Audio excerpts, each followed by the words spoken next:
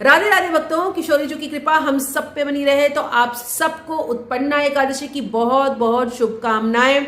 तो भक्तों, वो समय आ गया जिनका बहुत लोगों को इंतजार रहता है। तो शास्त्रों के अनुसार जो लोग भी एकादशी की व्रत का शुरुआत करना चाहते हैं या एकादशी का व्रत करना चाहते हैं, तो उत्पन्ना एकादशी से ही व्रत को उठाया जाता है, नए व्रत की शुरुआत की जाती है। तो उत्पन्ना एकादशी से अगर आप व्रत करना चाहते हैं एकादशी का, तो शुरू कर सकते हैं। ऐसे तो जब भी आपकी इच्छा हो तो किसी भी महीने की शुक्ल पक्ष की एकादशी से आप एकादशी व्रत का आरंभ कर सकते हैं, लेकिन शास्त्रों के अनुसार एकादशी व्रत का आरंभ उत्पन्ना एकादशी से किया जाता है। तो 2025 की जो उत्पन्ना एकादशी है उसकी शुरुआत 14 नवंबर देर रात्रि 12:57 से हो रहा है और इसका समापन 15 नवंबर देर रात्रि 2:37 से हो रहा है। तो उदया तिथि के अनुसार उत्पन्ना एकादशी का व्रत आपको 15 नवंबर दिन शनिवार को ही करने का है और इसका जो पारण होगा वो 16 नवंबर दिन रविवार को सुबह 7:09 के बीच में आपको पारण कर लेना चाहिए।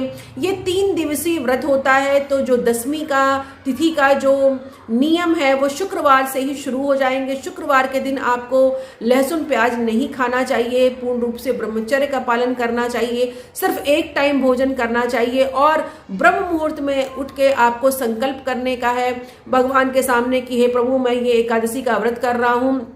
चाहे आप फलाहार कर रहे हैं अथवा तो आप अगर निराजल व्रत कर रहे हैं, तो वैसा आप भगवान के सामने संकल्प करें, भगवान को फूल फल नैवेद्य आदि अर्पित करें, पीले रंग के वस्त्र पहनिए आप और पूरे दिन भगवान के नाम का कीर्तन करिए।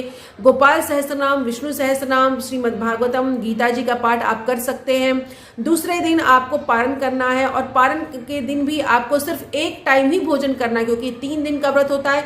10वीं के दिन भी एक टाइम भोजन किया जाता है और जब आप व्रत तोड़ते हैं द्वादशी के दिन, तो भी एक दिन का ही व्रत किया जाता है। पंडित को, ब्राह्मण को बुला के आप भोजन कराइए, अगर नहीं करवा सकते तो मंदिर में जाके अन्नदान करिए। इस तरह से आप उत्पन्ना एकादशी का व्रत कर सकते हैं। तो इस व्रत का बहुत महिमा है, क्योंकि इसी दिन माँ एकादशी का प्रादुर्भाव हुआ था। माँ एकादशी श्री हरि के शरीर से इसी दिन उत्पन्न हुई थी और उन्होंने मूर नाम के राक्षस का वध किया था। तो श्री हरि ने प्रसन्न होकर उनको तिथियों में स्थान दिया था।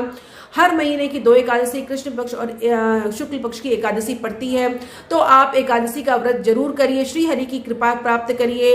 और अगर आपको ये मेरा वीडियो पसंद आया हो तो कृपया करके आप शेयर करिए, लाइक करिए, सब्सक्राइब करिए। राधे राधे भक्तों।